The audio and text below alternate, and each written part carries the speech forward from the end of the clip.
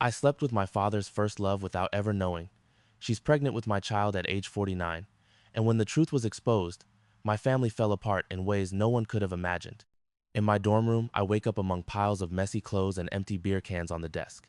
I'm Ethan Carter, 19 years old, with messy brown hair and tired blue eyes from weeks of drowning in breakup sorrow. My phone buzzes, it's Jake. I don't want to answer, but I pick up anyway. I hear his excited voice through the phone, urging me to come to the bar tonight because there are some hot girls and I need to get out. Staying in my room all day isn't good for me. I sigh, rub my face, and answer him with exhaustion, telling him I don't know, I'm not in the mood. He tells me that's exactly why I need to get out, to forget her. There's a whole world out there. Tonight drinks are on him, telling me to come on, okay? I hesitate. But something inside me wants to escape. I need to forget. I need to feel something else. Anything. And so I agree. I hang up and sit up. At that moment, I had no idea that tonight would change my life forever.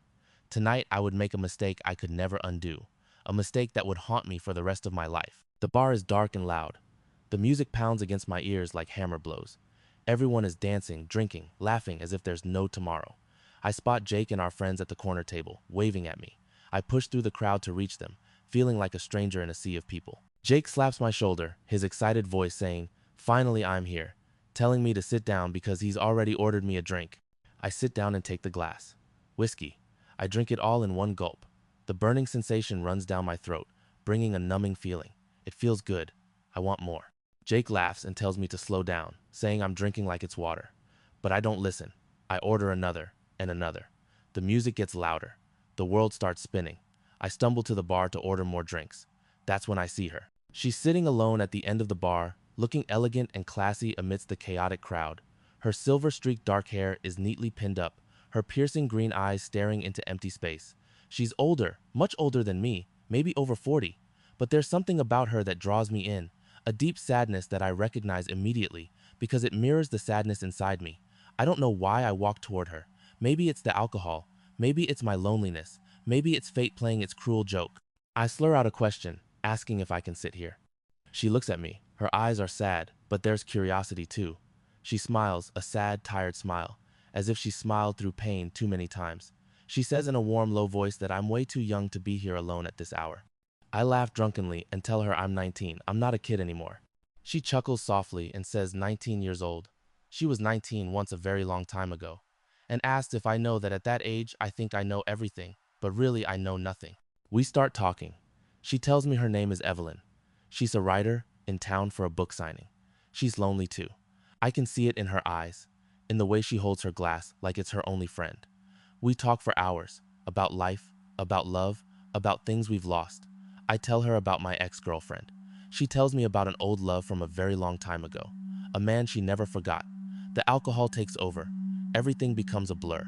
That night, I don't remember all the details. I remember her hotel room, luxurious and dim. I remember her lips on mine, warm and desperate. I remember the warmth of her body, the faint scent of her perfume, and the feeling that we were both trying to fill the emptiness in our hearts with one crazy night. I remember falling asleep. When I wake up the next morning, she's gone on the bedside table. I find a handwritten note. "Thank you for a beautiful night." I feel nauseous. I feel ashamed. I feel like I've done something terrible, but I push it to the back of my mind. I tell myself it was just one night. It doesn't mean anything. I'm wrong, so wrong. It's a peaceful Sunday afternoon. My family gathered around the dinner table. My mother, Sarah, is cooking in the kitchen, the smell of roasted meat filling the house. My father, Marcus, is reading the newspaper on the sofa, but I notice he's not really reading. His eyes keep darting to his phone, and he frowns occasionally. My younger sister, Chloe, 18 years old, is glued to her phone as usual, oblivious to the world around her. Everything seems normal, but I notice something strange. My father seems unusually distracted. His hands tremble slightly as he holds his phone. He looks nervous. My mother calls out from the kitchen, her cheerful voice asking if he heard her, saying that the family is going on vacation next week, and she's already booked the tickets. My father startles, his confused voice asking what she meant. My mother frowns, her suspicious voice, repeating that she said, "We were going on vacation," and asking if something's wrong because he's been spacing out all week, then asking if he's hiding something from her. My father forces a smile, his unnatural voice saying, "It's nothing. He's just thinking about work." But I can tell he's lying. I've seen that look before. When I was 15, I caught him in the attic looking at old photos. Photos of a woman I didn't recognize. When I asked who she was, he got angry. He said she was nobody and told me never to mention it again. I didn't believe him. Chloe, without looking up from her phone, asks in her casual voice if Dad knows a woman keeps calling the house. Someone named Evelyn. She's picked up a few times, but the woman doesn't say anything. The number is unknown, and she can't trace who it is. I see my father freeze, his face turns pale, as if he's just seen a ghost. His hand starts shaking, and the glass of water in his hand nearly falls. I see real terror in his eyes, not worry, not confusion, but primal fear, as if a terrible secret is being threatened with exposure. My father asks in a trembling voice, almost a whisper, if Evelyn said anything. Chloe still doesn't look up, saying no. Every time she says hello, the woman hangs up. It's so weird. Then asks how Dad knows who she is. My father stands up abruptly, his chair scraping loudly on the wooden floor. Everyone looks at him with surprise. I've never seen him lose control like this. He stammers an apology and says he needs to step outside for a moment, then rushes out, slamming the door behind him. I watch him go, my heart full of suspicion. Something is wrong. Very wrong. And for some reason, the name Evelyn sends a chill down my spine. I don't know why, not yet. I lie on my bed, staring at the ceiling in the darkness. My mind won't stop racing. Who is Evelyn? Why did that name terrify my father so much? I search my memory, trying to find any recollection of that name. Then it hits me like a punch to the gut. Evelyn, the woman from the bar, the one I spent that night with. I never got her last name. I reach for my phone, my fingers trembling as I type Evelyn into the search bar. Could it be the same person? No, it can't be. Oh God, it can't be. I search for Evelyn's book signing event from 3 months ago. I find an article, there's a photo, my heart stops, it's her. The same elegant face, the same piercing green eyes, Evelyn Morgan. Famous author. I keep reading. And the next line makes me want to vomit. Evelyn Morgan, former fiancée of businessman Marcus Carter before he married Sarah Thompson. I drop my phone as if it's burning. My heart pounds wildly. Cold sweat breaks out all over my body. My father's first love. The woman I slept with. My father's ex-fiancée. I slept with my father's first love. I made love to the woman my father once loved, the woman he once proposed to, the woman he still keeps photos of in the attic like a painful secret. Love it broken. What have I done? What have I done to my father, to my mother, to my family? I slept with my father's first love. I betrayed him in the worst way a son could ever betray his father, and I still don't know the worst is yet to come. But it gets worse. A few days later, I receive a letter. No, not a letter, a thick envelope from the hospital. My hands tremble as I tear it open. It's a pregnancy test result. Positive. She's pregnant with my child. The 49-year-old woman, my father's first love, is carrying my child. I'm going to be a father, and the mother is the woman my father never forgot. I sit down on the floor, my back against the bed, staring at the paper as if it might disappear if I look long enough. It doesn't disappear. The truth doesn't disappear. I've destroyed everything, my family, my life. I slept with my father's first love, and she's pregnant with my child. How can I ever look my father in the eye again? How can I tell my mother? How can I do this to my family? I meet Evelyn at a quiet cafe on the corner, where we can talk without being overheard. She looks pale and tired, her face more haggard than the last time I saw her. Under her loose sweater, I can see a slight bulge, the baby growing inside her. She's almost 50 years old and pregnant. The weight of it all is written on her face. I can't look at her. I'm too ashamed. She speaks in a weak, tormented voice, saying she knows this is a shock to me. To her too, she wasn't going to contact me.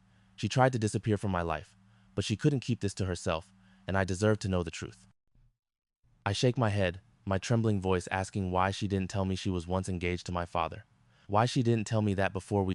She breaks down, tears streaming down her face, her choked voice telling me she didn't know I was his son until the next morning, when she saw the last name Carter on my ID, on my student card. She panicked, ran away like a coward, thinking it was a mistake, and she'd never see me again. But then she found out she was pregnant and couldn't swallow that truth. I stand up, pacing in desperation, telling her she can't keep this baby, asking if she knows what this will do to my family. What about my father? What about my mother? They've built a life together for nearly 20 years, and now I've destroyed everything. She looks at me with pain in her eyes, her firm voice telling me she's 49 years old. She thought she would never have children. She had accepted that. But now she's already fallen in love, with the life growing inside her. Every time it moves, she feels alive again. She can't abort it. She will raise the baby alone. I stop, looking at her. I see the pain in her eyes, hope, fear, and I feel something unexpected, pity, and a strange sense of responsibility, as if I can't just walk away and pretend this never happened. I ask her in a desperate voice what she wants me to do then. I can't tell my father about this. He'll kill me. He'll never forgive me. She takes my hand, her pleading voice promising she won't tell him. We can keep this secret. She'll raise the baby alone. I don't have to do anything. I can still live my life. She just wanted me to know the truth. I look at her hand holding mine. Thin hands with age spots. I feel a connection I can't explain. It's wrong, so wrong. But I can't walk away. There's a child, my child, growing inside her. I'm in the living room with my family. The atmosphere is so heavy I could cut it with a knife. My father has been distant and silent all week, like a ghost wandering through the house. My mother is trying to pretend everything is normal, but I see her wiping tears away quickly when she thinks no one is looking. Chloe is oblivious as always, glued to her phone, not noticing the tension engulfing the house. Dinner passes in heavy silence. Then the doorbell rings. That sound changes everything. Chloe stands up and says she'll get the door. I don't know why, but my heart beats faster. I have a bad feeling. A feeling that something terrible is about to happen. Chloe opens the door. I look up. My blood runs cold. Standing at the door, pale and visibly pregnant under her loose dress, is Evelyn. She looks terrified. She looks desperate, as if she's been holding everything in and finally collapsed. She looks at me with pleading eyes. Evelyn speaks in a trembling voice, barely audible, apologizing and saying she needs to see Marcus. It's urgent. She can't keep this alone anymore. My father stands up from his chair. His face is white as a sheet. He drops his glass, it shatters on the floor. Glass shards scatter everywhere, but no one notices. He asks in a shocked and terrified voice what Evelyn is doing here, why she came after 20 years. Evelyn steps in, tears streaming down her face, apologizing to my father and saying she tried to keep the secret, tried to disappear from his life again, but she can't do this anymore, can't carry this burden alone. He needs to know the truth. She puts her hand on her belly, and I see my father's eyes follow it. She says she's pregnant, and she looks at me, her eyes full of tears, saying the father is Ethan. Time stops. I can hear my own heartbeat pounding wildly in my chest. My mother collapses to the floor, clutching her chest, gasping for air as if having a heart attack. My father looks at me, his eyes filled with disbelief, then rage, then something worse. Heartbreak.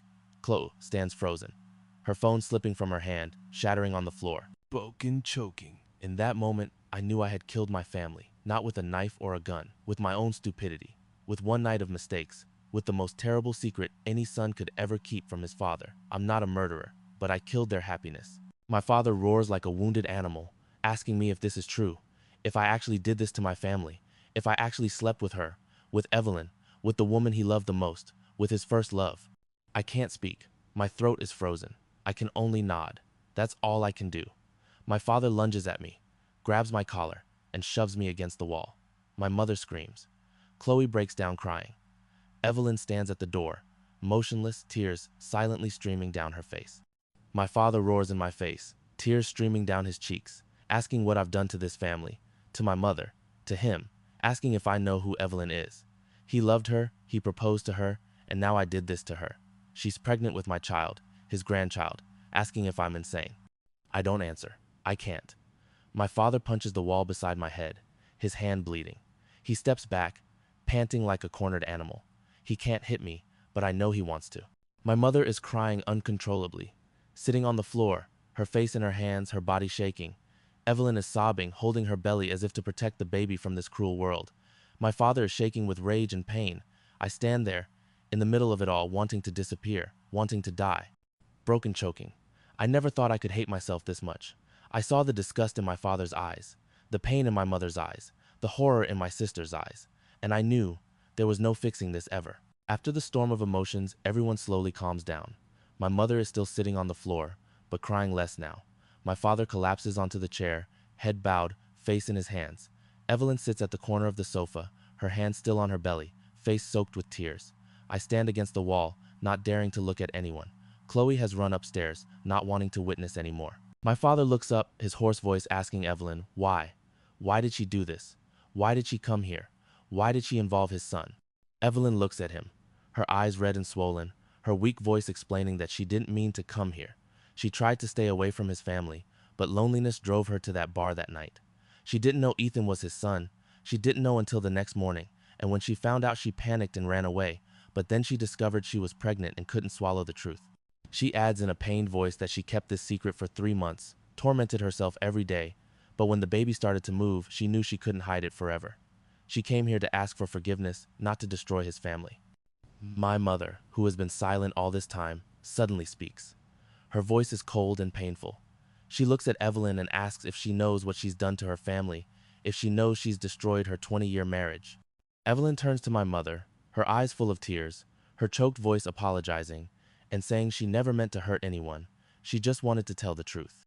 My mother stands up, her trembling voice, saying that sometimes the truth is more painful than lies, and she runs upstairs, slamming the door behind her. My father looks at Evelyn, then at me, then at Evelyn, again. He asks in a broken voice what she's going to do now, what she's going to do with the baby. Evelyn looks at me one more time, then turns to my father, saying she will raise the baby alone. She doesn't need anything from his family. She just wanted him to know that she didn't do this on purpose, and she's sorry from the bottom of her heart. My father sits in silence for a long time. Then he stands up, walks over to Evelyn. I think he's going to yell at her, but he just gently places his hand on her belly, where the baby is growing. His voice cracks as he says, he once dreamed of this day, dreamed of having a child with her, but never thought it would happen like this. I sit alone in the backyard, staring at the starry sky. Tonight feels colder than usual. I hear footsteps. My father comes and sits beside me. He's silent for a while. We just sit there looking up at the sky. Finally he speaks, his voice deep and tired. He says he doesn't know how to feel. On one hand, he's angry with me. On the other, he understands. It was just an accident, a stupid mistake of youth. I say nothing? I can't. My father continues, his voice full of memories. He tells me that he and Evelyn fell in love when they were very young, but his family didn't accept her because she came from poverty. They forced him to break up with her and marry my mother. He never forgot her, but he tried to live a good life with my mother and children. He turns to me and says he can't forgive me right now, but he'll try. Because I'm still his son and the baby, in Evelyn's belly is also his flesh and blood. I break down crying for the first time in years. I cry like a child. Conclusion: that night, I understood one thing. Life is never simple. Love, pain, betrayal, and forgiveness all intertwine. I made a terrible mistake, but I also learned that even in the deepest cracks, there's still a glimmer of light. My child will be born, and I will be a good father. I owe that to my child. I owe that to my father, and I owe that to myself.